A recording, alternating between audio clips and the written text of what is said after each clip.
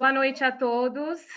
Estamos começando mais um Atos Conecta, que tem como propósito conectar pessoas, negócios e tecnologia para ajudar a melhorar o mundo em que vivemos.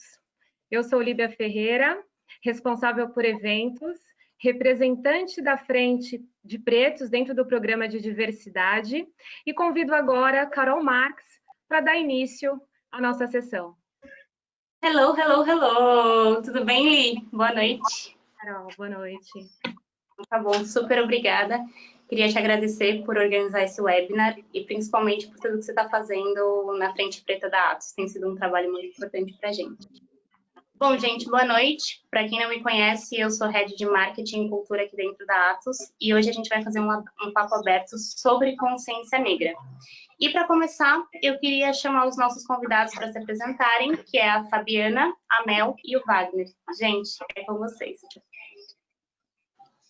Olá, boa noite. Meu nome é Fabiana Macena Luiz, filha da Dona Maria, do senhor Geraldo, mulher preta, feminista, psicóloga, pesquisadora das questões raciais e de gênero e atuante no consultório como psicóloga clínica hoje. Paralelo ao trabalho do consultório, eu fiz alguns trabalhos com dependentes químicos, que é uma área de interesse que eu gosto, e também faço parte de 2 projetos. Um deles é um coletivo chamado Roda Terapêutica das Pretas, de psicólogas e mulheres pretas, e o outro chama-se Casa de Marias, que também é um projeto de terapêutico, né? De atendimento terapêutico, que envolve também atendimento psicoterapêutico, né, via consultório, mas também outras formas de terapia, né, de levar a saúde mental, acesso à saúde mental para a população vulnerável, sobretudo mulheres pretas em situação de vulnerabilidade ou em território periférico. Legal, Fabi, obrigada. Mel? Oi, gente, boa tarde, eu sou a Melanie, sou jornalista, especializada em gestão empresarial pela FGV, especialista em marketing também. Atualmente eu trabalho na área de comunicação de tecnologia do Itaú. Além disso, né, cofundei e lidero o Blacks at Itaú, que é o grupo de afinidade racial do banco. Ano passado eu tive a oportunidade de cofundar o Tech Power também, que é o grupo de equidade de gênero de mulheres na tecnologia. E eu sou responsável pela comunicação, né, dessa frente. E é um prazer estar aqui com vocês, então super obrigada pelo convite. Obrigada a você, Mel. Wagner? Olá, pessoal, boa noite, Atos, meninas.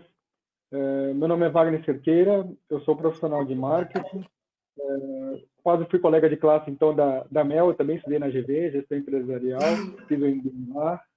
Tenho passagem por algumas empresas multinacionais, como IBM, Toshiba, Natura, a última da Alquímica, onde eu entrei no mercado aí e no mundo da diversidade, né? Sou cofundador e líder, atual líder da Rede Profissionais Negros, uma rede que trabalha em prol da empregabilidade e qualificação do profissional negro no mercado de trabalho, né, principalmente nas 500 maiores. Então, a gente tem comunicação diária aí com quase 30 mil membros hoje, né, no Brasil inteiro, e alguns fora do Brasil também que contribuem com a gente. E também sou fundador e proprietário da marca Identidade Negra, que provê moda de qualidade, identificação para a comunidade negra e que reverte também parte desse lucro para a qualificação de pessoal em alta vulnerabilidade, né? Aqui na região de São Paulo. Uou! Que time de peso, hein, gente? Super obrigada, obrigada mesmo. E para começar esse nosso bate-papo, eu queria começar falando sobre o que está acontecendo agora, né, em 2020 no Brasil. Como vocês podem ver na tela, nunca se foi falado tanto sobre racismo no Brasil como nos últimos tempos, né? E quando a gente para olhar para a nossa população, a gente sabe que a gente tem uma população de 54% negra. Eu queria entender, na visão de vocês, o porquê que o tema racismo está sendo tão discutido agora, e por que só agora, e por que é tão importante a gente falar sobre racismo, né? É um tema que ele precisa ser tocado, a gente precisa falar sobre isso. Então, eu queria entender um pouquinho da visão de vocês. Eu acho que um componente importante, né, fundamental para esse boom, né, se a gente pode colocar assim, de discussão, é a tecnologia, né, o acesso às redes sociais, né, porque eu acho que falar de racismo, o movimento negro sempre falou, né, sempre teve pessoas falando e fazendo coisas, né. Nós temos aí, né, como a gente chama, griots do movimento negro, né, Sueli Carneiro sempre falou, militantes, ativistas, Abdias do Nascimento, a gente tem o movimento negro fora do Brasil também, temos Lélia Gonzalez aqui, enfim, nós temos uma história muito grande, né, do movimento negro falando de racismo e fazendo, combatendo o racismo, né? Mas eu acho que tem essa variável que é a tecnologia e o acesso a ela, né? E o registro, a possibilidade do registro do racismo, né? E a coragem para fazer isso, né? O que não muda a retaliação que acontece quando se registra também o racismo.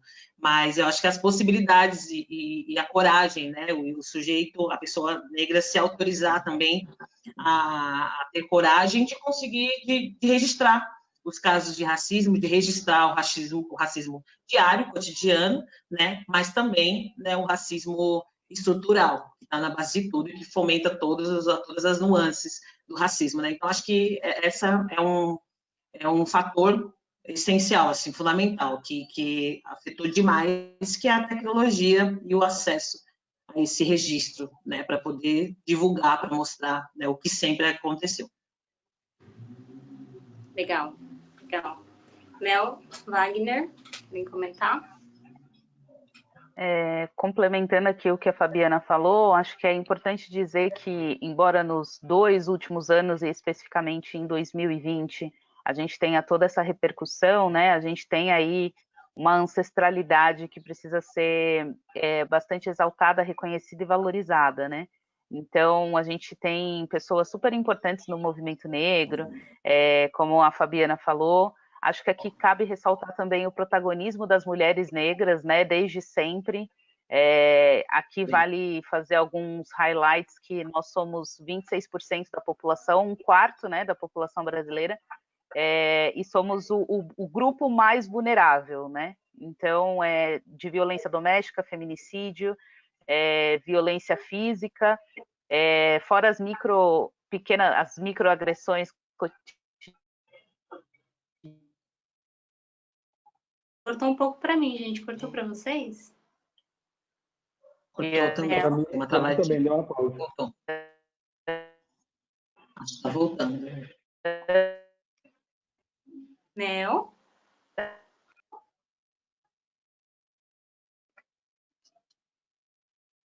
Enquanto a Mel está voltando, Wagner, você quer complementar? E quando ela voltar, a gente volta para ela, pode ser? Sim, claro, pode ser, sim. Eu não concordo com o que... Mel voltou? Voltou, Mel? Ouvindo vocês me ouvem? Ah, sim, agora sim, pode continuar. Até que parte... Se começar a citar mulheres, eu acho, hein? Uma parte muito interessante. Você estava falando sobre a violência, né? Hoje a gente é a classe que mais é vulnerável, né? Dos highlights que ela estava dando, né? Isso, mas ela parou de novo. Bom, então Wagner, vamos fazer assim com você.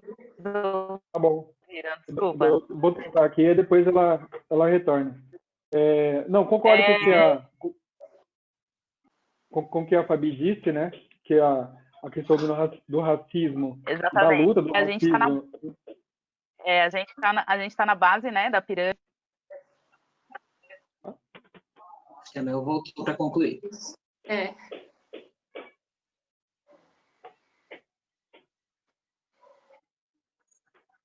Não? Acho que não. Bom, vamos tentar mais uma vez. Bom, como eu estava dizendo, eu concordo com o que a Fabi disse, até com o início da Mel também, porque a coisa do racismo e dessa luta não começou hoje, né? Começou há muitas décadas atrás. Então, mas por conta da tecnologia, né? Como muito bem colocado pela Fabiana, e as redes sociais ainda mais, né? Essa coisa da transmissão rápida. Você registra aqui agora, daqui 1 minuto já está do outro lado do mundo. Então, cada um com um celular sofre uma violência em casa, transmite aquilo ali, pede ajuda pelas redes sociais, enfim, começou a trazer à superfície o que sempre aconteceu, né? O que sempre aconteceu de violência doméstica, o que sempre aconteceu de racismo em restaurantes, discriminação em elevador, no condomínio, enfim, tudo que a gente está vendo hoje aí de forma abundante, né, nas redes sociais e até mesmo na televisão, né? Recentemente, claro, o que potencializou isso foi as barbáries que aconteceu, não só aqui no Brasil, mas também nos Estados Unidos, né? Com George Floyd, eu acho que foi o boom aí, foi a quebra de fronteiras, né? Por o assassinato do George Floyd ali, com o policial com o joelho no pescoço dele, ele pedindo para soltar e mesmo assim ele não soltando. Então, a gente, como é uma cultura também muito influenciada por isso, a sociedade aqui também reagiu, mas antes disso também teve o caso da Marielle, né, que chocou todo mundo aí e que até hoje Marielle vive e vive também as reivindicações por explicações. João Pedro, que recebeu bala perdida no Rio de Janeiro, João Alberto agora no Carrefour. Então, infelizmente, a coisa do racismo está vindo mostrando todas essas barbaridades, mas é preciso, é necessário, né? Por conta dessas coisas que acontecem na sociedade, a gente está discutindo isso aqui hoje, porque acontece na sociedade e acaba refletindo nas empresas, porque o consumidor negro ele começa a exigir que as empresas tenham representatividade no seu quadro de funcionários, senão não consome nele. Se tiver, tem que ter também pessoas negras nas publicidades, propagandas.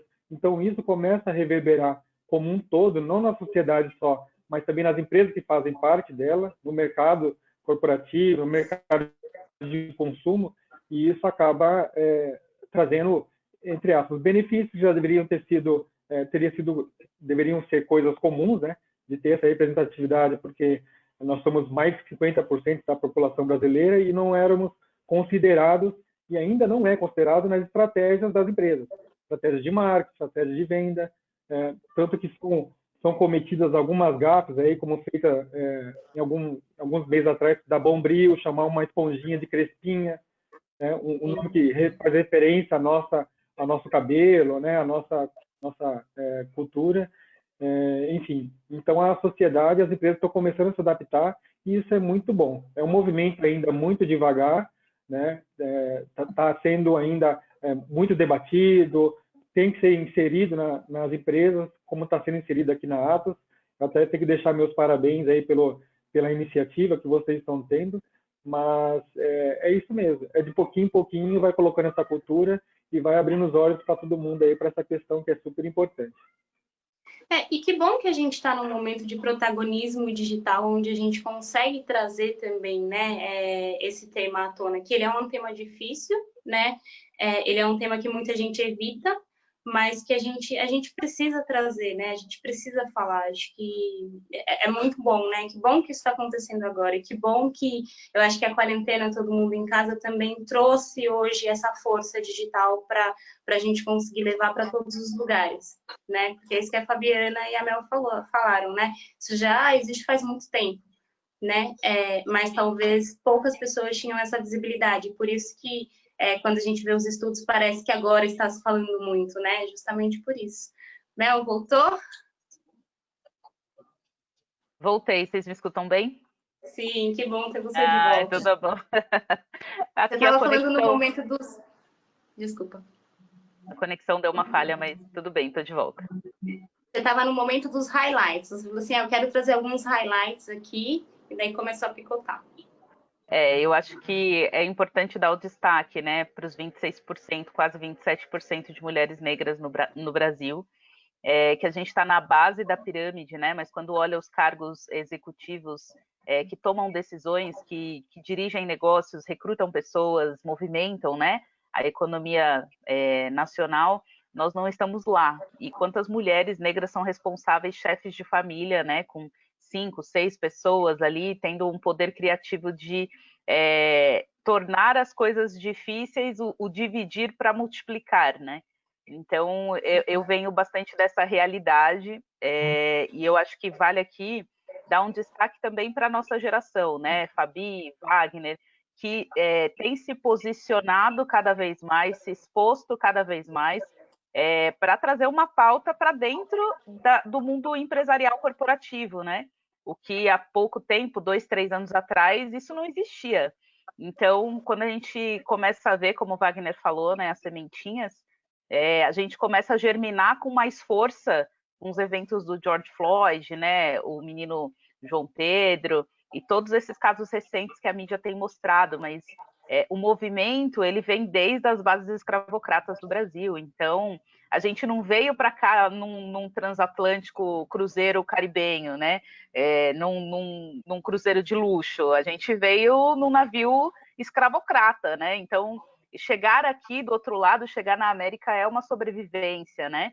Então, a gente não veio simplesmente porque a gente veio passar férias na América, né? Existe todo um contexto. Então, acho que é importante trazer esse olhar. Sim, sim. Muito bom. Nem queria vir, né? Mas a gente nem queria vir. Exatamente. Sim. Sequestrado, gente. E daí, gente, a gente falou um pouquinho, né, sobre essa questão da importância da gente dar voz, né, e de que isso está tomando uma proporção muito maior agora. E daí tem um outro tema que ele está bastante em pauta, mas que eu vejo que existe muita confusão, que é a diferença entre lugar de fala e representatividade, onde até, poxa, às vezes a gente vê alguns materiais, inclusive algumas pessoas dizendo, né, isso aqui não é seu lugar de fala, você não pode falar, como se pessoas brancas não pudessem discutir sobre racismo e vice-versa, né? Então eu queria desmistificar um pouco isso e pedir para vocês trazerem a diferença, né, sobre o que é lugar de fala e o que é representatividade. E a importância disso tudo também, né? Sim, tentar iniciar, né? Introduzir. Bom, a palavra, né? Se a gente olhar para a série da própria expressão, né? Lugar de fala vem de local, né? Vem de onde você está falando, né? Do local social, né? Não local físico necessariamente, mas do local social, né? Então, de onde você está falando? É isso que o local de fala está dizendo, né? Não está interditando ninguém de falar, né?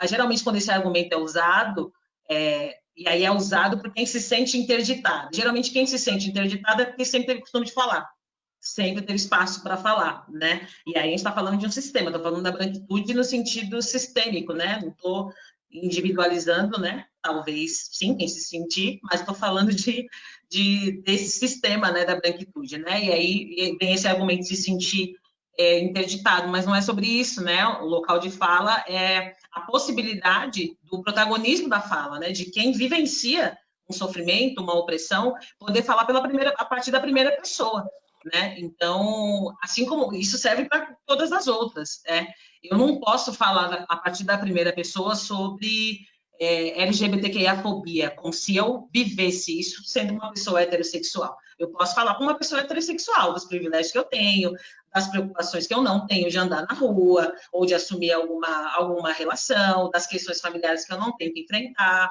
Então, posso falar, porém, eu tenho que falar do lugar no qual eu vivo, né? Então, isso serve para tudo. E também serve para racismo, né? Pessoas brancas, óbvio que tem que falar sobre racismo e precisam falar, devem falar, né? Mas a partir do seu lugar, né? A partir da branquitude, né? Se marcar e se racializar, né? Porque não é o jeito universal e a pessoa preta, né? A pessoa preta, porque a pessoa branca é pessoa branca, né? Não é uma pessoa e o outro é pessoa preta. Então, acho que essa é a deturpação que fazem, né, com o termo, né? Todo mundo pode falar, desde que você olhe para a sua experiência e fale a partir da sua experiência de vida, né? Isso vale para machismo, vale para tudo, né? Senão a gente entra nesse lugar leviano, né? Onde muitas pessoas acabam falando, eu não posso falar, então eu sou homem, então não vou falar de feminismo aqui. Não, você precisa falar para mim. Eu sou, enquanto mulher cis, já vivo, né? Agora, para o seu amigo, para o seu parceiro, para o seu pai, para os seus filhos, você precisa falar para os outros homens da sua vida, né? E um homem falando para um outro homem, inclusive, sobre uma opressão que ele está dentro, né? Que ele ajuda a alimentar, uma estrutura que ele ajuda a alimentar. Assim como uma pessoa branca precisa falar, se ela está entre os seus, na família, na sua empresa, com os seus amigos, precisa falar sobre o lugar que ela está aí, sobre a experiência dela, e reconhecer os privilégios, né? Porque reconhecer, pasmem, não faz perder, né? Você não se perde se reconhece, porque a gente está aí numa trajetória de anos, né? De privilégios que não se perdem assim, né? A palavra já diz, né? Privilégio você nasce com ele. Então, acho que isso é importante, né? E a representatividade está aí, né? Não uma representatividade vazia que a gente está falando. A gente está falando de sujeitos que nos representem e dialoguem com as causas, né?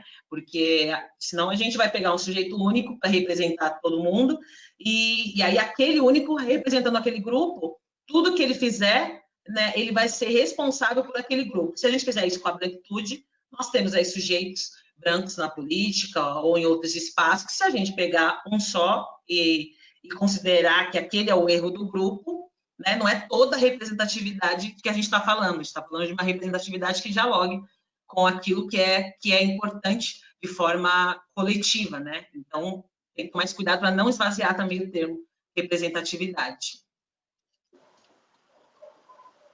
Eu acho que tem um complemento aqui com a Fabiana, que foi perfeita na colocação, 1000% concordo com ela, e acho que tem também um papel a principal diferença que eu percebo é que a gente começa a falar um pouco menos sobre racismo e falar um pouco mais sobre antirracismo, né? E aí, quando a gente fala sobre antirracismo, a gente está falando com todo mundo. E aí, em geral, né? Pessoas negras, pessoas brancas, enfim. A gente amplia a narrativa. Eu acho que a questão do lugar de fala tem a ver muito com o respeito, né? Com relação às pessoas, com relação ao lugar que elas vêm, à origem, ao destino, ao presente, e entender que cada grupo tem suas questões, né? E que, embora nós sejamos negros, nós somos muito diversos, né? Então, por exemplo, a minha experiência é diferente da experiência do Wagner, que é diferente da Fabiana, que é diferente da Maria, que é diferente da Ana. Então, algumas pessoas acham que porque a gente... porque nós somos negros, a gente tem a mesma opinião, ou acha que, de repente, sei lá, eu conheço muitos negros que são contra cotas, por exemplo. Tem outros que são super favoráveis, né? Então, acho que esse lugar de fala a gente precisa também entender e respeitar como uma jornada individual de cada um, né? É uma transformação, uma agenda de cada um. Então, como a Fabi falou, eu não posso chegar e falar de uma experiência LGBT se eu sou uma mulher cis heteronormativa. Não faz nenhum sentido, né? Enfim, outros milhões de exemplos. E aí, eu acho que com relação à representatividade, de uns anos para cá, inclusive eu tô com a edição da Cláudia, né, que saiu essa semana com várias executivas negras, assim, maravilhosa, uma edição super especial, que eu super recomendo, da capa até o fim, com matérias específicas falando sobre negritude, mulheres negras, então super recomendo. E eu faço um outro convite aqui para as pessoas para buscarem literaturas de pensadores, filósofos negros, né? A gente tem Silvio de Almeida, Djamila Ribeiro, a coleção Feminismos Plurais, que é super rica, esclarecedora e acessível. A gente tem aqui as obras do Lázaro Ramos, e aí eu posso ficar aqui falando várias e várias e várias, né? Então, o quanto a gente dedica do nosso tempo também para buscar as informações e entender o que a gente está falando. O que é racismo estrutural, institucional, o que é colorismo, o que é representatividade, o que é feminismo negro, que é diferente do feminismo, né, que a gente conhece, que é tradicionalmente um feminismo branco, de mulheres de classe média alta, cis, heteronormativas, né? Quando a gente fala de mulheres, de quais mulheres a gente está falando? Então, acho que hoje a democratização do conhecimento está muito na nossa mão e cabe também a gente se educar, né? E cada vez mais, isso seja pessoas negras ou seja pessoas aliadas, né? Que são os não negros que a gente chama.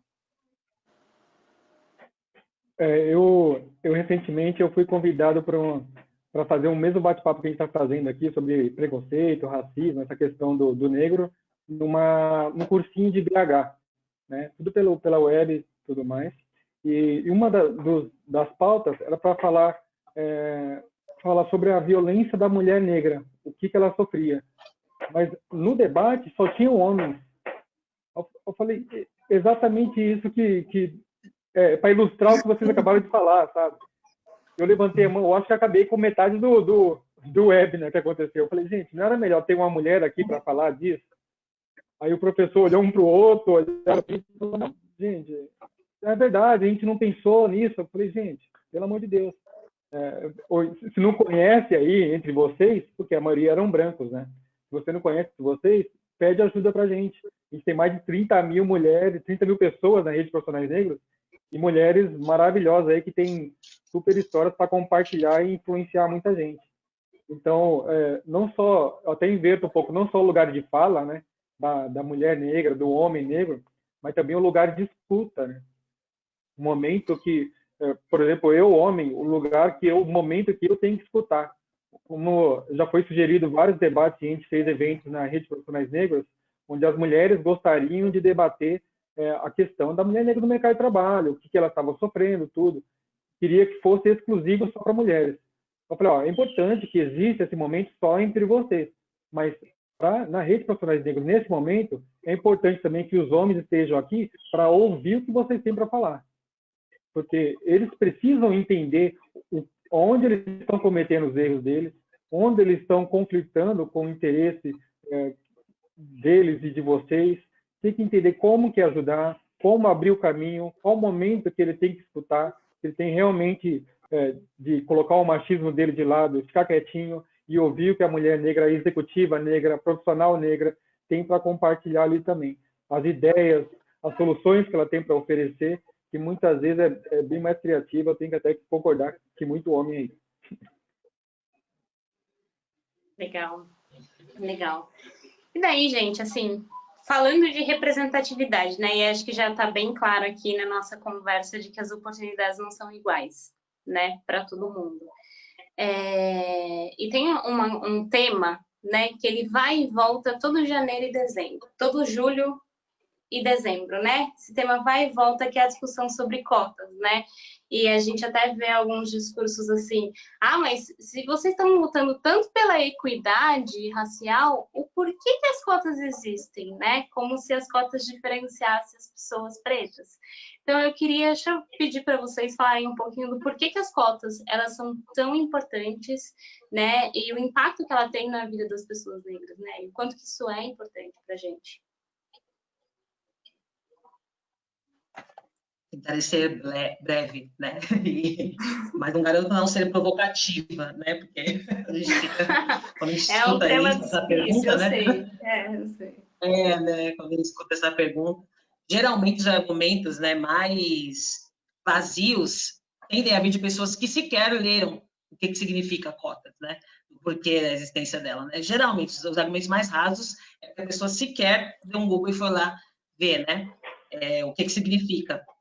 É uma ação afirmativa, né, gente? É política pública. Logo, não é questão de opinião, né? Opinião é eu gostar de laranja, né, e você gostar de uva, né? Eu achar mais bonito azul e você achar amarelo. Isso é opinião. Agora, cota não é questão de opinião, né? É uma ação afirmativa que foi feita para equiparar, né? Para colocar num patamar de equidade de algumas pessoas. E aí não se surge, né? Não se cria uma ação afirmativa como essa, uma política pública como essa, do nada. Ninguém acordou e, de repente, decidiu, vamos dar cotas, né?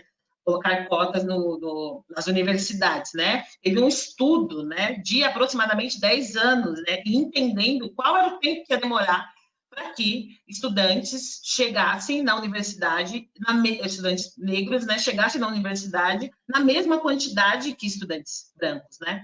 E aí é esse incômodo que gera, né? Porque existem cotas sociais, né? Já existem há muito tempo cotas sociais, e cotas para outros públicos também, para pessoas com deficiência, inclusive, cotas para a população indígena, né? Mas as cotas raciais, elas geram esse burburinho, né, grande, né?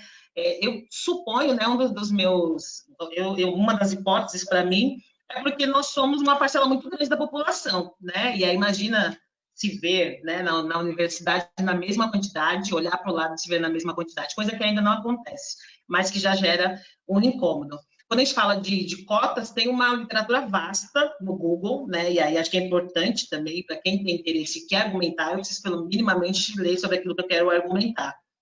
E aí é importante as pessoas pensarem, né, o que elas estão chamando de cota, né, o que elas estão chamando de que é algo que privilegia apenas pessoas pretas, né, porque se a gente for olhar para a história do Brasil, os primeiros cotistas, e tem um vídeo muito, muito bacana sobre isso, foram os imigrantes, né, e aí eu não incluo aqui pessoas negras, né, eu estou falando de pessoas brancas, imigrantes italianos, foram os primeiros, holandeses, né, em outras regiões no Brasil, que receberam terras, né, receberam lotes, receberam assistência de saúde, né, medicamentos para quem chegasse com algum tipo de enfermidade. Então, tudo isso foi possibilitado para os imigrantes, porque existia todo um planejamento, né, de embranquecimento, né. Podem ter palavras que eu esteja citando, que talvez quem estiver assistindo não saiba, mas tudo isso aí, é um Google, todo mundo vai ter literatura vasta sobre isso, né.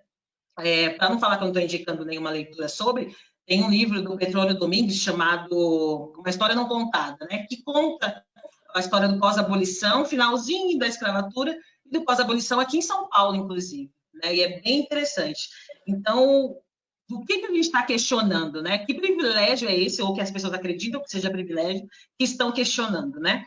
Cota é reparação, gente, né? É uma reparação que era para ter sido feita assim que saiu a libertação, né, a liberdade dos escravizados, e que não foi feito absolutamente nada, né? Para um país que postergou uma medida que era para ter sido tomada naquela época, né, e não fez, em algum momento era necessário fazer, porque isso atravessa a evolução, né, o desenvolvimento de todas as pessoas no país, né, não só de pessoas negras, né, na verdade. Então, assim, eu fico acho até meio estranho ainda quem tem um mínimo de instrução, né, e curiosidade intelectual sobre alguns assuntos, ainda questionar as cotas, né? Mas eu acho que é importante, até porque já existia antes do Brasil adotar, Estados Unidos, Índia, África do Sul, enfim, vários outros países já tinham adotado as cotas, entendendo o porquê da existência, né? E entendendo também que é uma ação afirmativa temporária, né, gente? Quando uma medida que é para tornar equivalente, né, a quantidade da população, de uma população em algum espaço, seja esse universitário ou outro espaço, ela é uma medida tomada para que uma mudança seja feita, né? Uma mudança que ia demorar mais tempo, para que seja feita um pouco mais rápida, né? Então, também é temporária, né? É óbvio que seria interessante a gente vivesse de cotas, e nem é esse o intuito do projeto, do plano de cotas, né? Mas acho que vale também um pouquinho da proatividade das pessoas para saberem um pouquinho, buscarem informação, né, de forma mais profunda e não tão rasa, antes de questionar. Seguindo aqui a nossa linha de raciocínio, eu acho que vale fazer uma pergunta para as pessoas não negras, se elas gostariam de ser uma pessoa negra, né? Eu acho que essa pergunta muda toda a lógica e a perspectiva de pensamento e de argumentação, né? Eu recomendo um documentário da Jane Elliott, que é uma professora, né, branca americana, que ela fez um experimento, e é um documentário fantástico, assim, me arrepia, e eu sempre assisto, porque sempre vai ter alguma coisa que vai te gerar um insight, né? Então ela fez um experimento em alunos do ensino fundamental, com pessoas brancas, né, tratando do mesmo jeito que a sociedade trata pessoas negras, né? E é interessante porque ela inverte a lógica social, e depois você começa a observar que teve repercussões por anos, né, por décadas. A família dela sofreu represália, ela sendo uma mulher branca de olhos claros, né? Então é um documentário que abre muito a nossa mente. Aqui entrou alguma coisa, gente, para mim na tela. Ah, tá bom, é um questionário. Mas eu acho que é essa, sim, surgiu aqui o resultado. Mas eu acho que é essa lógica, assim, você se sentiria confortável sendo um homem negro? E aí eu não estou falando de um homem negro, claro, que pode sim embranquecer, então se cortar o cabelo e tal, fica aquela coisa que não dá para saber se é um homem negro ou não. Eu estou falando de um homem negro retinto, sabe? porque tem uma questão aqui de colorismo, né, que são os tons de pele. Você gostaria de ser uma mulher negra no Brasil? Acho que tem algumas perguntas do tipo, cara, isso também é praticar empatia, isso também é se provocar a ter uma perspectiva diferente, né? Será que eu gostaria de ser uma pessoa LGBT no país que mais mata pessoas trans no mundo? Acho que não, né? Então, quando a gente fala sobre cotas, é importante também estudar a história do Brasil, né? O Brasil foi fundado em bases escravocratas. A gente tem sangue negro nas mãos, tem sangue de povos originários nas mãos. Nós fomos arrancados do nosso continente, da nossa terra. Muita gente fala, porque os negros eram mais fortes. Não, não. Nós somos, né, um povo muito inteligente. Então, as tecnologias, para a gente ergueu esse país no braço. E quando a gente teve a suposta libertação, né, a abolição da escravatura, e a gente sabe muito bem que os motivos foram muito mais econômicos do que éticos, a gente começa a entender o que está por trás de tudo isso. E mesmo depois da abolição, se você observar, a gente teve aí muitas décadas abandonados, né? A gente veio começar a ter alguma reparação histórica, algum acesso a partir dos anos 2000, né, com as políticas de ação afirmativa. E aí eu quero fazer aqui mais uma provocação, uma reflexão das pessoas, para as pessoas não negras, que são de classe média alta, que estudaram nas melhores universidades. Quantos professores negros essas pessoas tiveram? Quantos colegas de classe negros essas pessoas tiveram? Quantos médicos negros, advogados, jornalistas, engenheiros, quantos chefes negros, quantas chefes mulheres negras essas pessoas tiveram, né? Eu estudei na GV, então eu era a única mulher negra em 35 alunos. Eu tive de 18 professores, eu tive 2 professoras, né? E aí eu preciso falar professoras mulheres para ser bem redundante no pleonasmo, né? Então, quando você observa quem está nos postos de poder, não somos nós, né? Então, essa ideia de racismo reverso ou cotas para quê, eu acho que também pode ser um pouco perigoso nessa construção antirracista, né? O quanto a pessoa também se sente proativa em buscar as informações e tentar se desconstruir da lógica escravocrata e racista para ajudar nessa luta, entendendo qual é o real papel delas. Então, acho que tem esse olhar assim que eu queria trazer. Excelente, excelente. Um pontinho dessa questão das cotas, né, que eu sempre digo, as pessoas que não são a favor falam, não, tem que ser de base a educação. A educação tem que vir desde a infância de qualidade. Tá bom, mas se a gente começar isso agora, a educação de qualidade, suponhamos que começamos agora, né? Todo mundo em um nível igual, não só privadas, mas também escolas públicas, municipais, enfim. O que a gente vai fazer com as pessoas que estão da adolescência ali para cima, né? Na fase adulta? Se a gente começar a reparar só, né, da infância, né, antes da pré-adolescência, o que a gente faz com quem está querendo ingressar na faculdade ainda, numa universidade? Eu falo alguém, eu não falo as pessoas de 20, às vezes 30, tem ainda pessoas de 50, 60 anos querendo ter um diploma universitário. Eu acho que essa semana teve a mãe da Ângela, acho que foi a Ângela Pérez, uma negra que participa bastante de propaganda, amiga nossa, e a mãe dela, com 60 e poucos anos, conseguiu passar no vestibular agora, sabe? Realizando o sonho da vida dela. Então, a reparação das cotas é uma reparação histórica para todas as faixas etárias, para toda a comunidade negra. Então, a gente precisa inserir não só o jovem, a criança, o adolescente, o adulto, né, o sênior, todo mundo que quer realizar o sonho ou ter uma educação de qualidade, educação pública, que muitas vezes ou sempre deveria ter sido já de direito, né, desde seu nascimento, e por questões sociais foi tirada aos poucos dessa comunidade também, que é a população negra. Então, as cotas têm sim, eu sou super a favor e sempre digo às pessoas que como as meninas disseram, analisa melhor o cenário, analisa melhor o impacto disso nas vidas das pessoas, que muitas vezes pode estar até próximo a você, e você vai, com certeza, se colocar um pouquinho de empatia, não precisa ser muito, não, pouca coisa de empatia, você vai olhar com outros olhos, aí, ou de outro ponto de vista, pelo menos. Uhum. Sim. Mais algum comentário, gente? Não? Bora lá? Mudando agora um pouquinho de tema, vamos partir um pouco pro corporativo, né?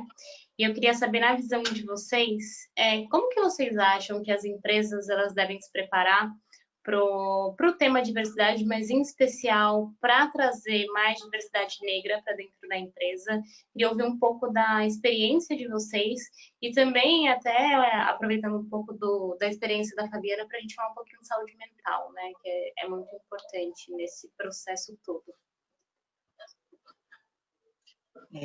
Acho que, né, nessa questão, talvez eu contribua muito mais como pessoa que já trabalhou CLT, né, hoje não mais, mas que já trabalhou, então já fez muitos processos seletivos, que, né, comecei a trabalhar desde os 16 anos, 15 para 16 anos, do que como alguém que esteja atuante agora, né? Embora o racismo chegue de outras formas, né, mesmo sendo uma profissional autônoma. Então, eu acho que talvez, como empresa, né, acho que primeiro olhar para o lado, né, olhar para a sua empresa, olhar para o seu quadro de funcionários, né, olhar para quem está acima de você e quem está abaixo, olhar para as cores dessas pessoas, olhar, reconhecer se existe diversidade na sua empresa. Então, o primeiro passo, é reconhecer quais são as falhas, os déficits, né, porque senão eu não vou conseguir fazer um processo seletivo honesto, né? Eu não vou conseguir simplesmente olhar apenas para aquele currículo e para as competências que estiverem nele, e vou olhar para a pessoa, né? E para a cor da pessoa, né? Para a aparência, né? O que a gente vê muito, né? São muitas justificativas de processo seletivo, né? Sempre essa frase emblemática, né? Em muitos momentos, de que foi uma questão de aparência, então, por isso que você não passou nessa vaga. Então, acho que primeiro a empresa reconhecer para ela poder se preparar, né? Olhar para o seu quadro de funcionários e a partir daí olhar para quais são, qual é a forma, né? O que ela possibilita dentro desses processos seletivos, dentro dessa educação dentro da empresa, né? E a educação dentro da empresa mesmo, né? Como é que eu preparo dos seus funcionários, né? Porque tem muitos funcionários muito despreparados, né? Funcionários de RH despreparados, inclusive. Então, acho que primeiro reconhecer. Se eu reconheço a falha dentro do meu próprio organismo, fica mais fácil para eu conseguir não falhar, né? Pelo menos num processo seletivo. Só quem já passou por um processo seletivo e foi excluído pela cor da sua pele, vai conseguir entender, né? Eu não estou falando de outros tipos de exclusões, e não estou dizendo que não existam outros tipos de exclusões, né? Ou porque você tem alguma deficiência, ou por mulheres sofrem muitas exclusões em processo seletivo porque menstruam, né? Porque engravidam, né? Os motivos mais tortos possível, mas eu estou falando de exclusão por motivo de raça, de cor, né? Eu já passei por isso, né? Eu já cheguei a ser pré-aprovada no processo seletivo, trabalhar 3 dias e depois ser dispensada com a justificativa para quem tinha me indicado de que eu era muito competente, estava atendendo muito bem, mas que era uma menina preta, né? Então não ia dar. Essas foram as palavras. Então, eu acho que quem vive isso, né, consegue entender que não é uma fantasia, né? A gente não está falando, isso muitas vezes não acontece de forma maquiada.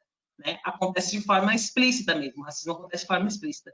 Então, eu acho que cabe essa reflexão, né? Primeiro se olhar como empresa, para depois olhar qual é a parcela de reprodução do racismo para a sociedade pela sua empresa.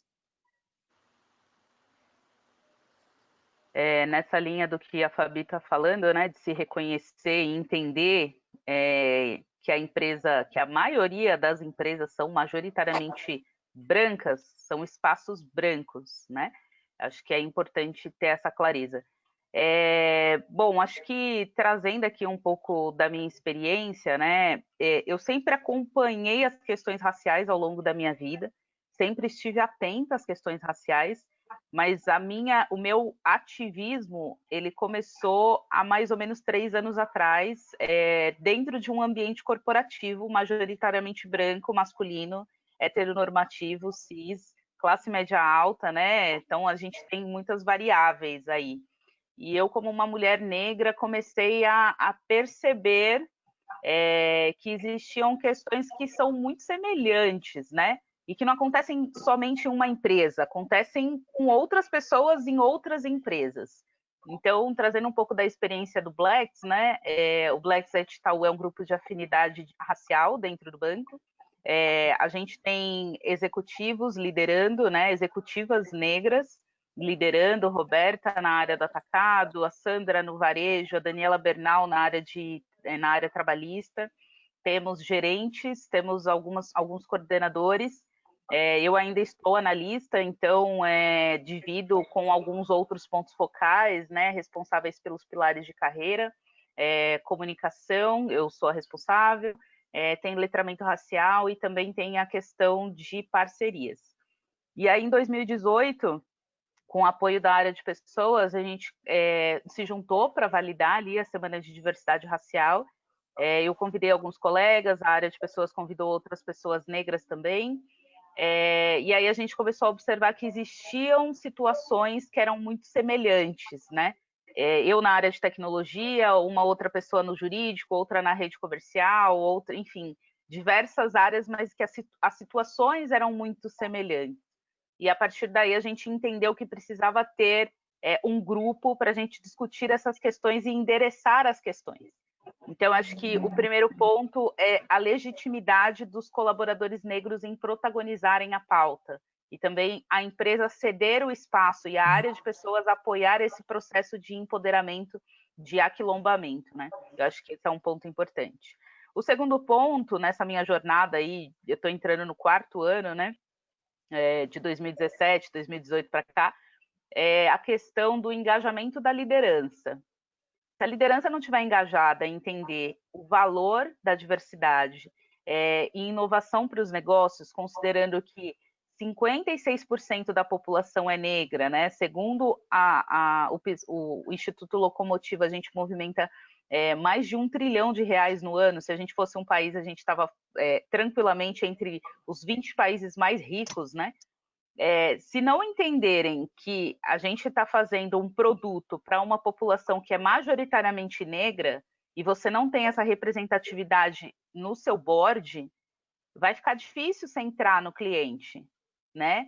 Eu estou fazendo um produto para um cliente que eu não conheço, porque eu não tenho desenvolvedores, engenheiros, cientistas de dados negros olhando para o meu cliente. Então, fica ainda mais desafiador, né? Então, tem a ver com uma lógica de vantagem competitiva e inovação. E se a gente não começar a incluir essas pessoas, outras empresas que estão conscientes e avançando na pauta vão incluir. Então, tem uma questão aqui de atração e retenção de talentos, né? Numa lógica que faz parte do business. Então, tem gente que fala, é uma pauta ativista. Para mim, não. Para mim, é uma pauta business, né? Porque quando eu vejo um estudante universitário, trazendo o meu caso, né? Eu acho que dos meus colegas aqui, a gente vive coisas muito parecidas, de você ter que trabalhar e aí com aquela grana você paga a faculdade particular, porque você não foi para as universidades públicas.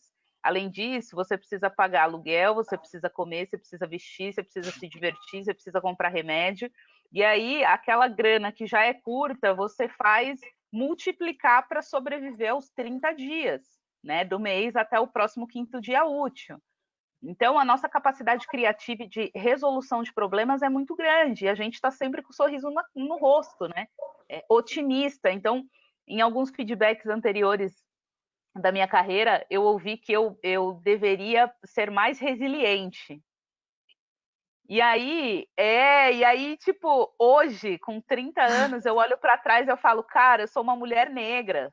E quem falou para eu ser mais resiliente era um homem branco, cis, heteronormativo do sul do país, privilegiado. Sabe? Vasta Então, experiência, provavelmente, né?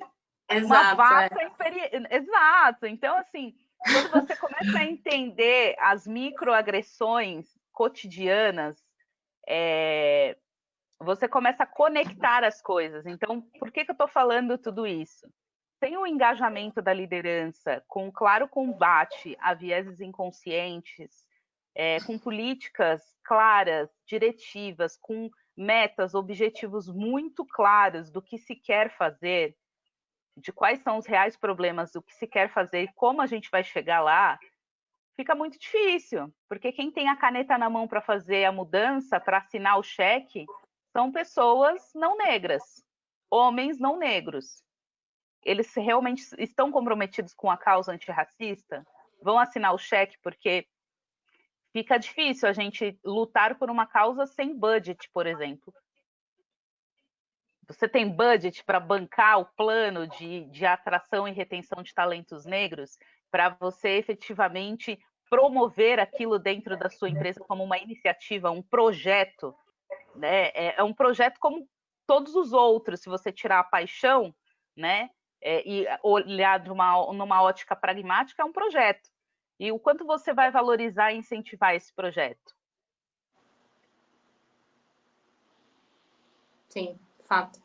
Eu acho que até faz um gancho com o próximo tópico que a gente vai trazer, né? Que é o fato também de, por exemplo, não, Nath, não precisa passar não, que o Wagner vai comentar, mas assim, eu acho que é um ponto super relevante da gente também discutir que muitas vezes a gente pode até trazer as pessoas pretas para dentro da empresa, mas depois como que ela é tratada, né? Porque se a liderança não está comprada, e o pós? Né? Como que fica a vida desse profissional depois que ele está aqui dentro? Né? Então, como que a gente cuida dele? Porque tem uma questão de exposição, de violência e tudo mais, que a gente vai falar um pouquinho mais para frente, mas super relevante. Wagner, você quer complementar? Não, é isso mesmo. Eu complemento com alguns pontos. Concordo plenamente com a questão da alta liderança, né? Só pegando um gancho já do que a Mel falou. Se vocês não fizerem, eu estou dando um exemplo, né?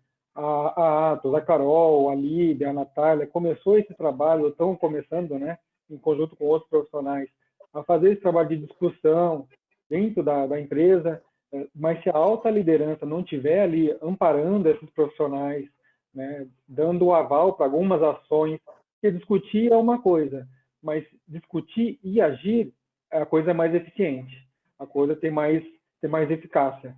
Né? A mudança é sentida não só na cultura da empresa, mas você também vê nos olhos.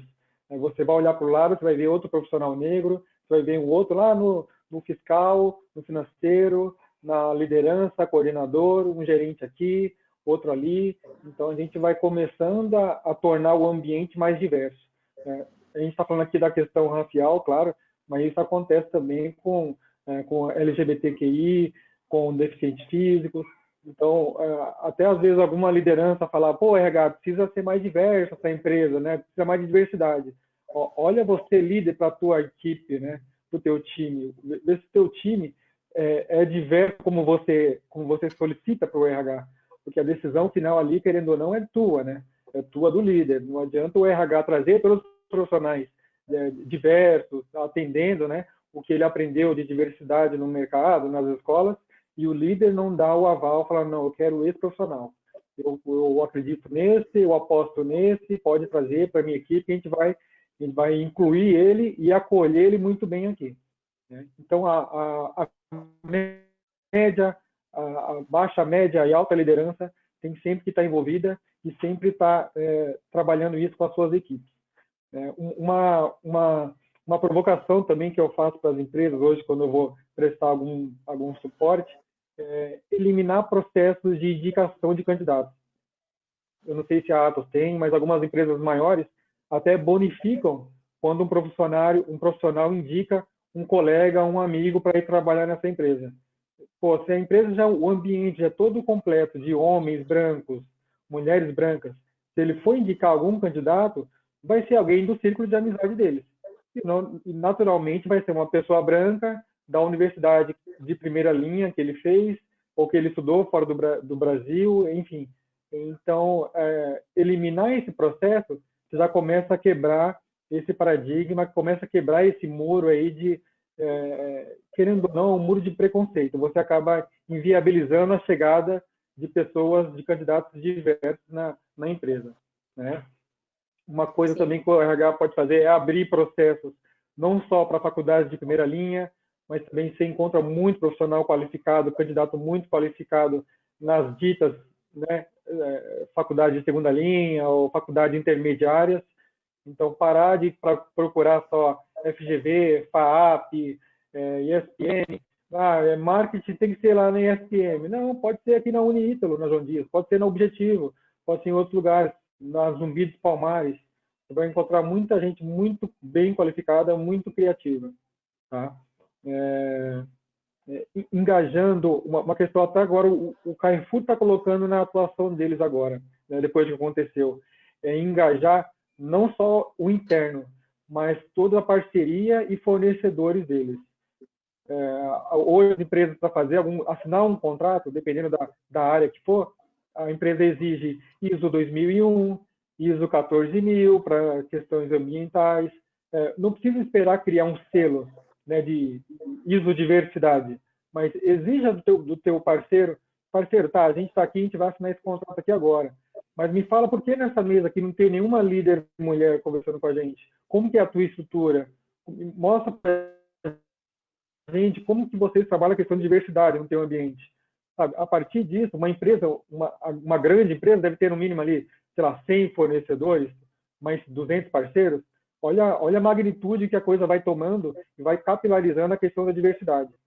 Não adianta a gente só discutir e agir dentro das grandes, das maiores empresas, mas a gente sabe que a fatia maior estão pulverizadas nessas médias e pequenas empresas, até nas micros, né? Então, dá porta de entrada para essas pessoas e engajando também esses parceiros e fornecedores. Eu acho que a partir daí a gente vai tomar uma gama muito maior de abrangência na questão da diversidade racial, né? E um conselho que eu dou para a liderança, até para ter um contato mais próximo dos teus liderados, é evitar comentários constrangedores. Como? Conheça mais a tua equipe, conheça cada um da tua equipe, né? Cada um da tua equipe, você chegando, conversando com ele, chama para tomar um café, você vai entender o dia a dia dessa pessoa, você vai conhecer os ditos soft skills dessa pessoa, e você, naturalmente, você vai acabar parando de fazer algumas piadinhas sem graças, constrangedoras, que se você, na hora que você fizer e você passar o olho no teu time, pode ser que alguém não achou tanta graça assim. Alguém que vai ficar um pouco mais retraído, alguém que você vai acabar limando a participação dessa pessoa, não só nos momentos de descontração, mas isso vai acabar reverberando também no momento que você pedir uma opinião num processo, para construir uma solução. Aquela pessoa vai ficar um pouco mais tímida, um pouco mais receosa de abrir as suas ideias ali.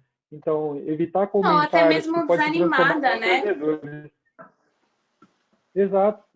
A pessoa Acho que acaba assim, num momento, ela fala, pô, eu não me vejo mais nesse lugar, eu vou buscar outra oportunidade, outra empresa se mostra muito mais diversa, muito mais acolhedora e eu vou para lá.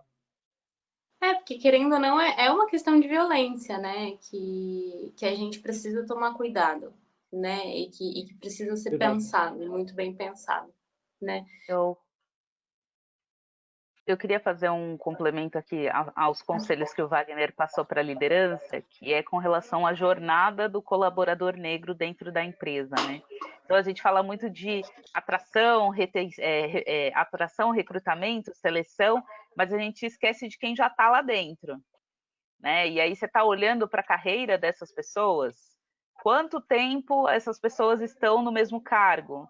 E reconhecimento, mérito, promoção, incentivo acadêmico, projetos que dê visibilidade, que lancem o profissional negro para ter mais amplitude nas equipes, ser mais conhecido. Então, a gente também tem um ponto aqui de gestão, de olhar as carreiras das pessoas negras, né? E como isso está se desenhando. A velocidade é a mesma da carreira de pessoas não negras? Olhando para mulheres negras, né? A jornada dela é parecida, ou não de pessoas, de mulheres não negras, usando os mesmos critérios, né? Seleção, formação, escopo, enfim, se a gente aplicar os mesmos requisitos, né? E fizer esse depara, ele é equânime, ele apresenta as mesmas oportunidades? Eu acho que não. Me arrisco a dizer que não. Então, eu conheço profissionais brilhantes, geniais, que esperaram, não que esperaram, né, mas que demorou aí 5, 10 anos, 15 anos para mudarem de cargo. Uhum. E tem uma coisa que, assim, tem gente que passa... E ainda os que mudam, né? Porque tem gente que passa a vida inteira tentando, e ele não tem uma oportunidade, né? Essa é a grande realidade. E geralmente é o cara que é referência na área, né? Que conhece os processos das pessoas e que treina as pessoas novas, não negras, que chegam na empresa, e as pessoas não negras que foram treinadas sobem e a pessoa negra não sobe. E aí você fala, mas o que falta? A pessoa fez MBA, a pessoa fala inglês, a pessoa fala espanhol, a pessoa isso, a pessoa aquilo. O que falta? Exato. Não, ou então, por exemplo, uma discussão que também acontece muito assim, poxa, mas eu vou tirar esse profissional desse lugar, ele é tão bom aí, eu vou tirar esse profissional desse lugar, né? Eu preciso tanto dele aí, ele já manda tão bem nisso, né? Então, assim, ele não tem nem a oportunidade de também dar um próximo passo para ser desafiado, né? E é engraçado que naturalmente são sempre os negros, né? Então, fato. Sim. E, gente, umas frases prontas, né? Parece que às vezes sim, frases prontas. exato. Gente, deixa eu só fazer um comentário para nossa audiência aqui, que a gente já está próximo do final, então gostaria de pedir, por favor, se alguém tiver alguma pergunta, o chat está aberto, pode começar a mandar, que depois desse nosso próximo tópico a gente vai começar a trabalhar as perguntas, tá bom? Bom, a outra coisa que eu queria ver com vocês, para a gente poder falar aqui, o último tópico, né, é para a gente falar um pouquinho sobre como que os profissionais, eles devem se preparar, né, e principalmente quais são os desafios, né, dos profissionais negros no mercado de trabalho, qual que é a postura que eles devem ter, e acho que, assim, a gente precisa dar um recado aqui muito importante, que é a importância do entendimento da liderança na questão dos profissionais negros, né? O que eles passam e qual que é a posição deles. Eu acho que esse entendimento é muito importante também. Então, eu queria pedir para vocês trazerem esse ponto e, de novo, Fabi, acho que a gente falar um pouquinho sobre o impacto de atitudes que a gente pode ter e que isso leva hoje às questões de saúde mental e que muitas vezes isso é velado, né? Então, eu queria te pedir para abordar esse tema. Bom, acho que talvez chega até um pouquinho injusto, né? E realmente não faz nem sentido, né? Dar esse viés de meritocrático que a gente está no Brasil, né? Então, falar, faça, dê o seu melhor e que você vai conseguir, uma pessoa preta falando para outras pessoas pretas. Então, isso não faz sentido para mim, jamais daria esse tipo de conselho, né? Mas dentro do possível, das suas possibilidades, tentar se instrumentalizar, ler sobre o mercado de trabalho para buscar informações e também ler sobre racismo, né? Porque você vai se deparar com ele. Se você é uma pessoa preta e vai para o mercado de trabalho, você vai se deparar com racismo nos processos de seleção, depois da aprovação, né? Então, infelizmente, também é algo que você precisa se preparar. É garantia estar sempre preparado? Não, não é garantia, e é o que eu falo para muitos dos meus pacientes. Não se culpe por não estar preparado para todas as situações de racismo que você for passar. Mas, quando a gente está falando de mercado de trabalho, a gente também tem que se preparar para essa variável, né, que vai acontecer. Fora todos os outros preparos que já acontecem e que para muitos de nós é tardio, né? Eu entrei na universidade tardiamente, se a gente olhar para esse padrão social, né, de ingresso na universidade. Então, essas cobranças acontecem de forma muito mais incisivas, né? E a gente se sente culpado, né? Porque a gente esquece de toda a nossa trajetória e de todas as demandas anteriores que eu tinha, né? E que muitas pessoas pretas têm antes de conseguir entrar na universidade, né? Toda a carga horária de trabalho, o que tinha que fazer em casa para poder ajudar, enfim, todos esses outros fatores, né, que envolvem. Então, mas é tentar insistir, né, no estudo, se instrumentalizar com leituras e, se possível, fazer terapia, né? Falo se possível porque ainda não é um serviço acessível, ainda é um serviço muito elitista, então tentar talvez buscar universidades que prestam serviço, alguns institutos prestam serviços gratuitos também, porque é para manutenção e muitas vezes ajuda a gente se preparar para um possível adoecimento, e aí até que ele não aconteça, uma vez que eu estou um pouquinho mais, me sentindo um pouco mais fortalecido, com a autoestima um pouco mais fortalecida, porque os impactos do racismo em processo seletivo, ou até mesmo depois da aprovação, afeta todas essas questões, autoestima, autoconfiança, a síndrome da impostora, que é algo que a gente pesquisa muito, né, dentro da saúde mental, porque você se culpabiliza, né, você vai se sentir sempre aquém, independente do tamanho do seu currículo Lattes, inclusive, né, e isso adoece, e aí a gente se depara com esse sofrimento dentro do consultório ou dentro de qualquer equipamento de saúde mental, dependendo do nível do adoecimento, inclusive. Boa. Eu acho que esse conselho, né, da Fabi de fazer terapia, ele é valiosíssimo, assim. Eu sou uma pessoa muito focada em autodesenvolvimento. Eu viro e mexo, eu ligo pro Wagner, aí ele fala, o que você está fazendo? Eu estou fazendo uma especialização, estou fazendo mentoria, coach, psicanálise, a pessoa faz 1 milhão de coisas. Mas o que eu quero dizer é que, assim, quanto mais a gente se conhece, mais a gente calibra e mais a gente se fortalece. Então, vou dar um exemplo, né? Eu comecei a fazer psicanálise em 2016 e estou entrando no 5º ano de psicanálise, né? Além disso, ano passado eu comecei a fazer um processo de coach. Fora isso, faço mentoria com alguns executivos no mercado, alguns executivos do banco também, e tenho 4 mentorados que são jovens negros, universitários, né? Enfim. Além disso, eu cuido muito da minha parte espiritual, porque eu acredito muito, né, na força da ancestralidade, nas questões espirituais, e que a gente tem uma força, uma energia que vai além do físico, né? Então, eu sou muito centrada em me conhecer e conhecer as minhas reações. E o processo de saúde mental é uma das minhas prioridades. Então, efetivamente hoje uma das coisas que eu mais me dedico. Então, toda semana eu faço terapia, a cada 15 dias eu faço psicanálise, eu converso com muitos profissionais negros de dentro e de fora do banco. Eu estou muito atenta ao que está acontecendo no mundo, mas eu também sei os meus limites. Então, ficar assistindo 10 mil vezes o vídeo do George Floyd sendo assassinado e o vídeo do João lá em Porto Alegre sendo assassinado, para mim não é uma opção. Eu assisti uma vez e ponto. Então, eu não me massacro mais com isso. E aí tem um ponto aqui que a Fabi falou que é extremamente relevante para as mulheres, principalmente, que é a questão da síndrome da impostora. Então, a gente tende a se sentir insuficiente, né? A gente tende a sempre achar que a gente está devendo, o quanto a gente se sente culpada ou ali devendo, né? E a gente nunca sabe, porque é sempre uma culpa. E você fala, cara, eu estou me sentindo culpada pelo quê? Eu entreguei, tipo, um ano foda, sabe? Tipo, um ano pandêmico de distanciamento social, tive entregas super relevantes, de impacto dentro e fora, né, da organização. Eu tô me sentindo culpada por quê?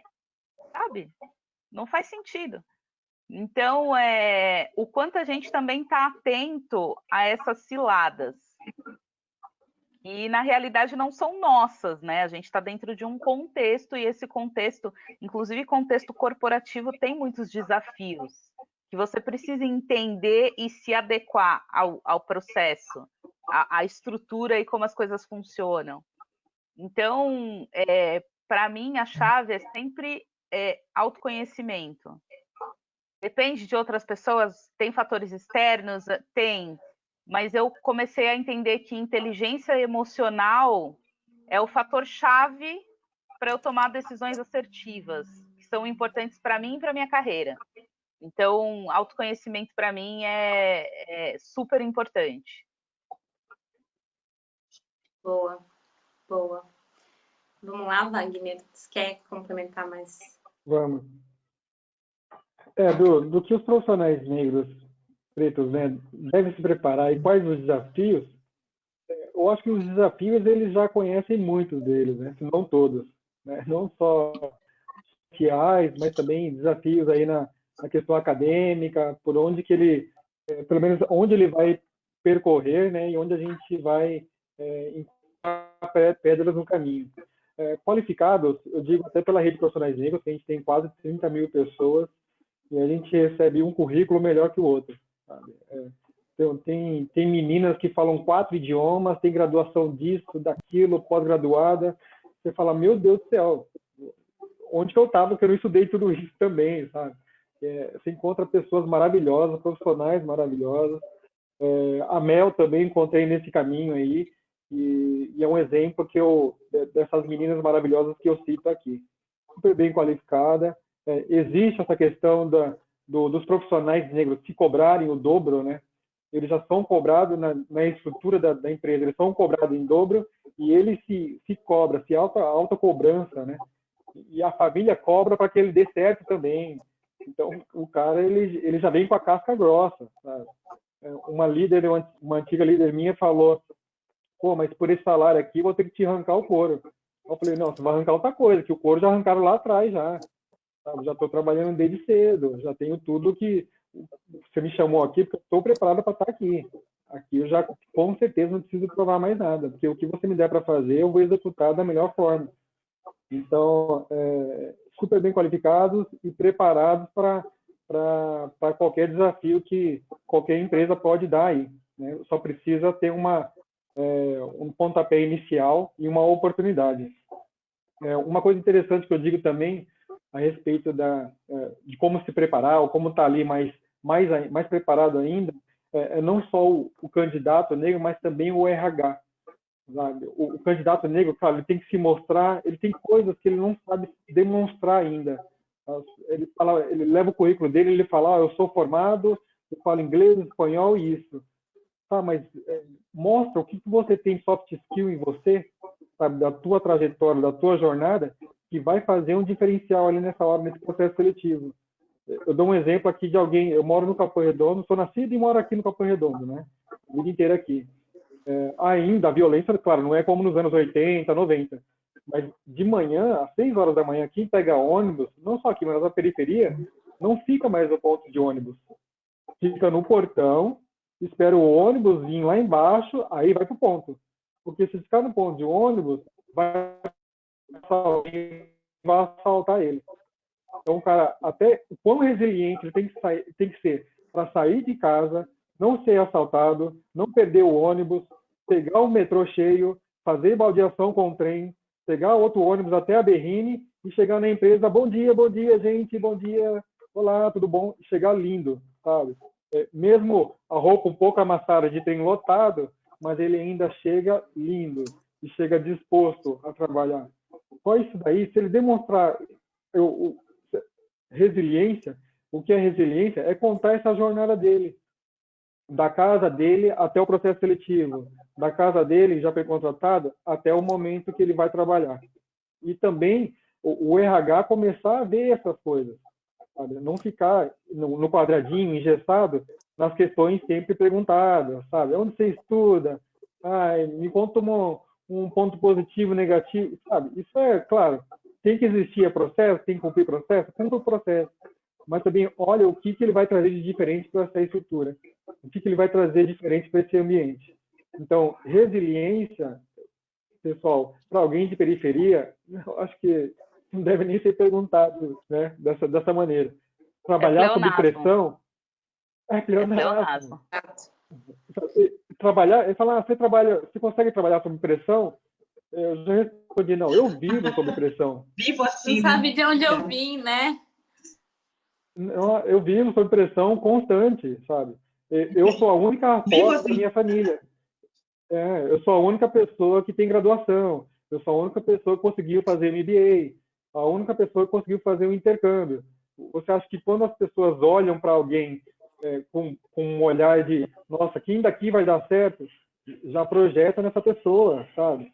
Então a pressão é contínua, a pessoa deita no travesseiro, já não consegue dormir direito, porque sabe que no outro dia ele tem que fazer o dobro do dia anterior, para provar não só para ele, mas para a liderança e para a família que ele está fazendo para todo mundo ali, está fazendo por todos.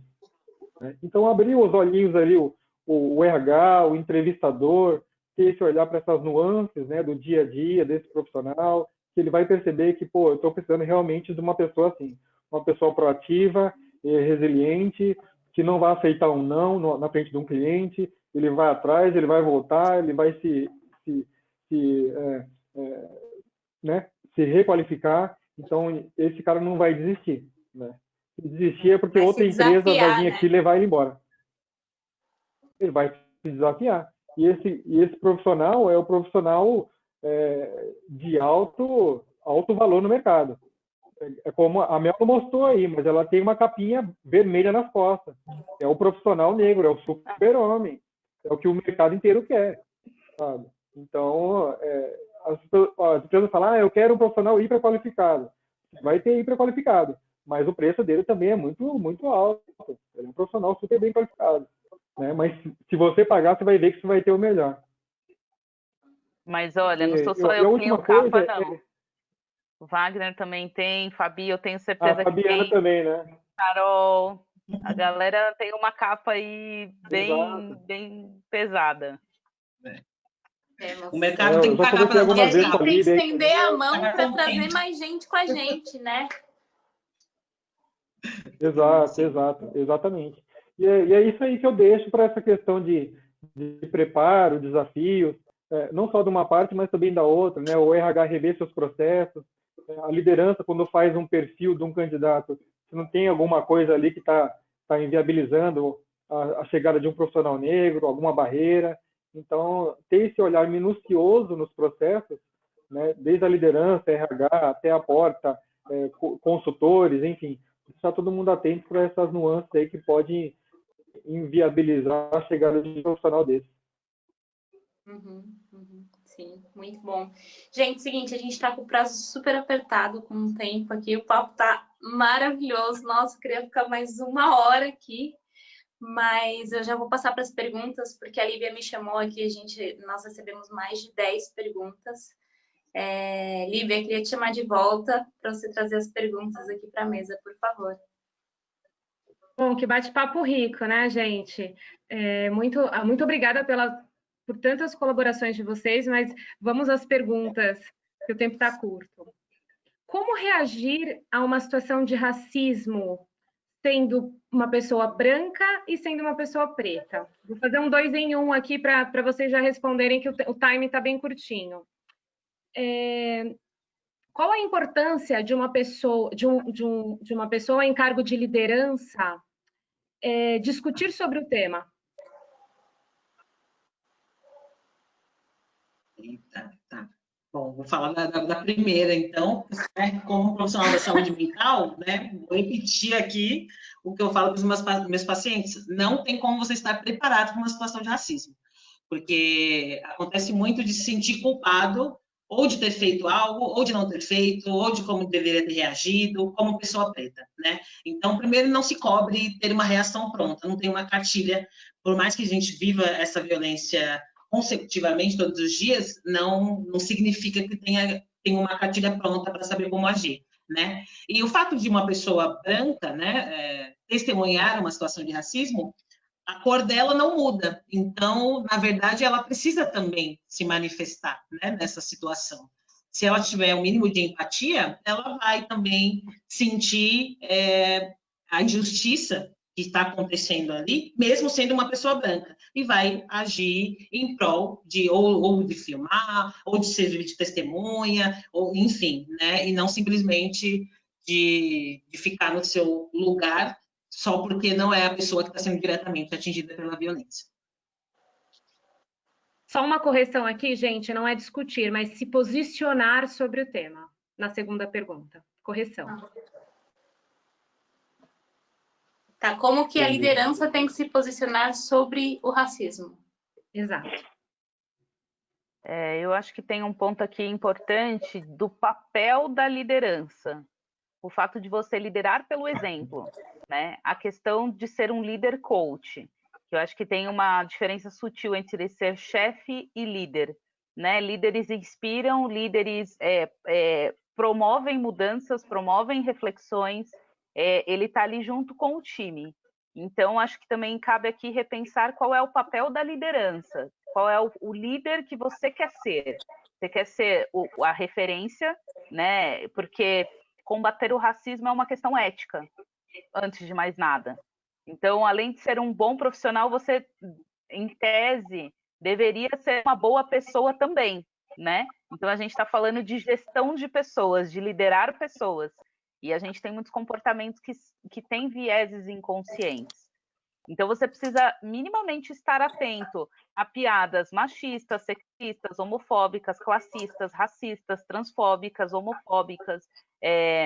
Tem muitas coisas que podem acontecer, por exemplo, no seu dia a dia, que você pode considerar normal, mas quem está ouvindo não considera. Então, eu vou dar um exemplo.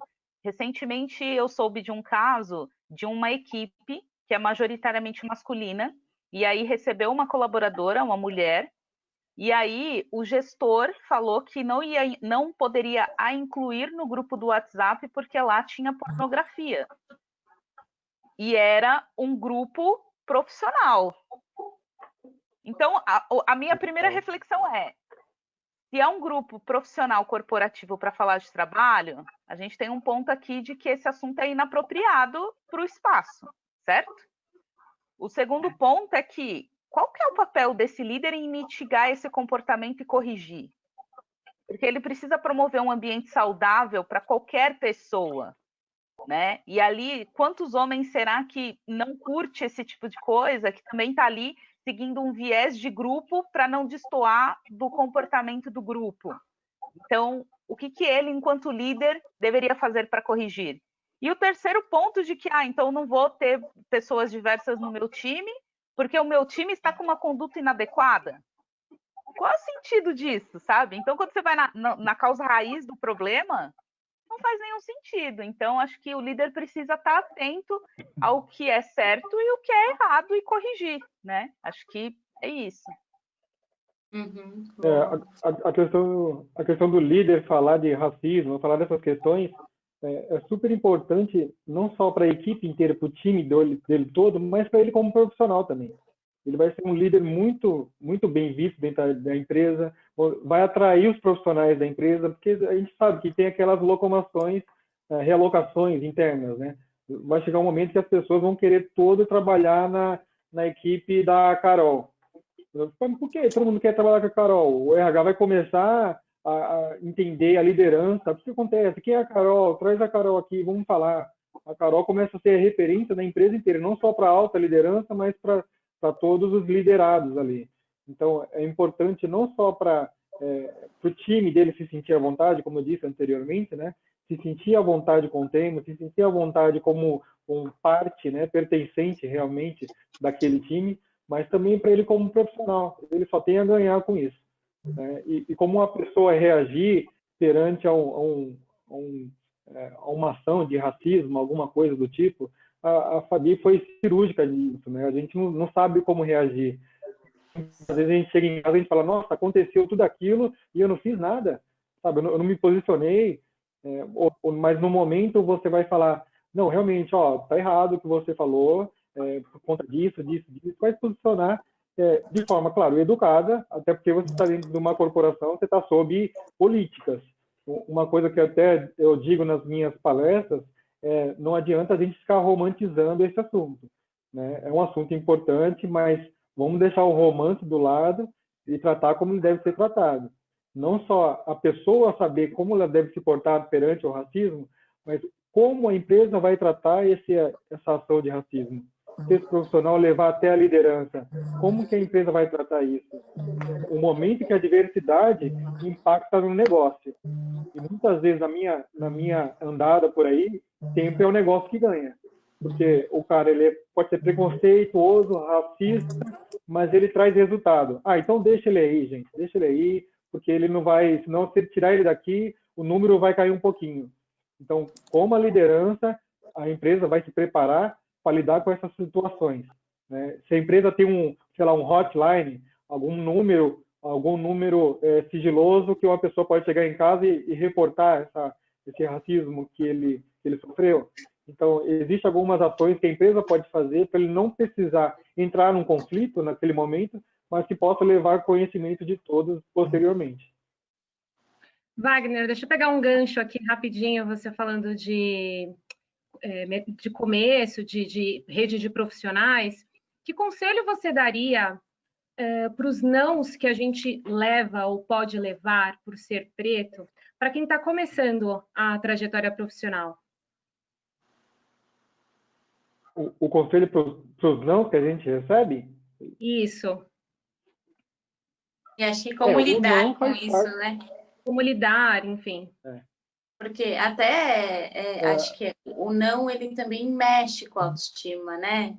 E é aquela coisa também que a Fabi falou, poxa, você se culpa, você se cobra, você se sente impotente, incapaz, né? Então, e para quem está em começo de carreira também é muito difícil esses nãos, né? Exatamente. O não, ele sempre vai existir, faz parte da vida de todo profissional aí. Negro e não negro. É claro que o negro, ele tem não desde a porta de casa. Se a gente fizer uma metáfora aí, se a gente colocar um muro, né, como o mercado, para você chegar até o sim, do outro lado do muro, vai pegando esses não e vai empilhando ele, sabe? Empilha ele até dar a possibilidade de você pular para o outro lado do muro, do outro lado do sim. O não, ele vai vir a todo momento. Eu comecei a trabalhar de 13 para 14 anos. Hoje nem pode mais, né?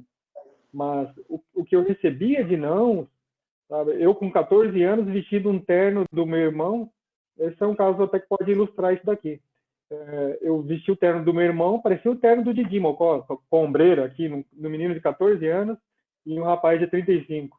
Eu vestia ele todo dia, imprimia o currículo e ia naquele prédio da IBM ali na 23 de maio. E entregar lá todo dia. As meninas já estavam me conhecendo, falavam, mas Wagner, não tem oportunidade, não tem vaga. Eu falei, não, mas eu quero deixar um com vocês aqui. Ela já devia, debaixo da mesa dela, tem um calhamaço desse tamanho de currículos meus. Mas chegou no momento, isso depois de um bom tempo, chegou no momento que ela falou, não, espera aí. Ela foi lá no RH, chamou a mulher, entregou meu currículo, a mulher me chamou, conversou comigo, e eu fiquei 4 anos na empresa, até receber a oportunidade de ir para a Microsoft. Então, o não, a gente sempre vai receber. E pode ser diário.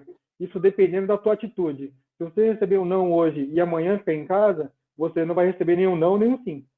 Agora, se você receber não todos os dias, sair de casa, ir atrás, ligar para alguém, ir atrás de uma oportunidade, não, vai chegar uma hora que vai vir um sim.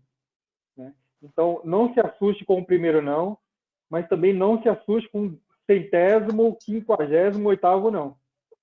Mas o teu sim continua trabalhando, continua estudando. O teu sim está guardado em algum lugar e você vai encontrar.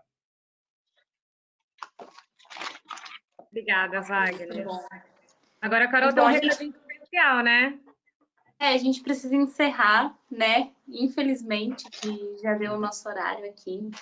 Mas acho que, primeiro de tudo, eu queria muito agradecer vocês. Acho que foi um bate-papo maravilhoso e muito importante para a gente aqui. Eu acho que não só para os colaboradores da Atos, mas para a nossa sociedade mesmo. Então, muito obrigada. E queria agradecer também todo mundo que está aqui, que ficou aqui até agora, dizer que os nossos contatos estão aqui na tela, vocês podem acessar o nosso LinkedIn via QR Code, entrar em contato com a gente se tiver alguma dúvida. Como tiveram muitas perguntas, né, as perguntas que não foram respondidas, vocês também podem mandar. Tenho certeza que a Fabi, a Mel, o Wagner vão adorar responder vocês, né? Então, podem mandar para a gente. Queria dizer também que esse webinar ele vai ficar disponível daqui 2 dias no canal do YouTube da Atos. Então, quem quiser assistir de novo, quem quiser compartilhar, se sintam à vontade, tá bom? E, além disso, queria fazer um convite especial para vocês para baixarem o nosso e-book de consciência racial, que foi um projeto muito lindo, onde a gente convidou os profissionais pretos, né, as vozes pretas da Atos, para poder escrever esse e-book, onde a gente compartilha histórias das pessoas, a gente compartilha pesquisas, dicas, entrevistas, é um e-book bem legal, ele tem 61 páginas e foi produzido com muito carinho. Espero que vocês gostem tanto quanto a gente gostou. E a gente continua aqui, né, com o nosso propósito de conectar pessoas, negócios e tecnologia para ajudar a melhorar o mundo em que vivemos. Então, muito obrigada, espero vocês no próximo webinar. Obrigada, Fabi, obrigada, Mel, obrigada, Wagner. Um beijo. Muito, muito obrigada. Obrigada. Obrigado. Tchau, tchau. Tchau, tchau.